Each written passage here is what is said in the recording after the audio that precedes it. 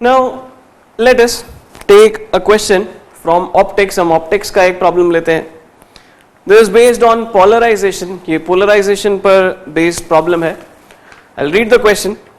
A beam of unpolarized light of intensity I naught is passed through a Polaroid A and then through another Polaroid B, which is oriented so that its principal plane makes an angle 45 degree relative to that of A.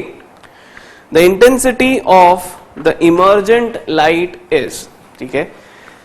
एक incident light with intensity I not पहले एक Polaroid पर incident होती है, उससे जो सारा output निकलेगा वो फिर एक सेकेंड पोलराइड से पास होता है, ठीक है, जो ए से 45 डिग्री पर ओरिएंटेड है. Now we need to find out the intensity of the emergent light. ठीक है, सबसे पहले वाले पोलराइड से पास होने पर जो इंटेंसिटी मिलेगी, it will be the average output intensity, जो हम जानते हैं हाफ हो जाती है.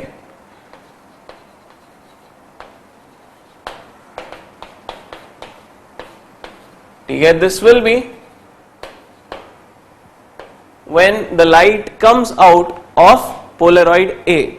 पोलराइड ए से जब लाइट बाहर आएगी तो जो एवरेज इंटेंसिटी होगी that will be I naught by 2.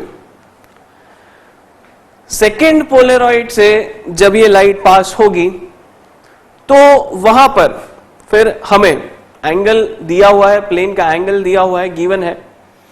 इस जगह पर हमें एक फॉर्मूला यूज करना होगा which is known as Malus law.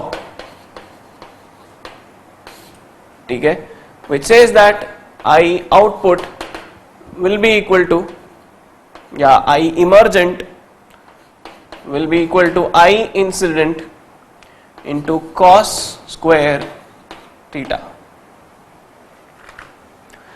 जो emergent light की intensity है, it is related as the emergent intensity equal to incident intensity times cos square theta. Values हम put कर दें तो B से बाहर आने वाली लाइट की वैल्यू हमें मिलेगी I naught by 2 cos square 45 degree. Cos 45 degree is 1/√2, square करेंगे 1/2 और फाइनल हमारा जो आंसर होगा that will be I naught by 4, जो हमें ऑप्शंस में साफ साफ दिखने लगेगा. And this is how we will solve this question. Again a very simple formula based problem. हमें पोलराइजेशन के बेसिक कॉन्सेप्ट्स पता होने चाहिए.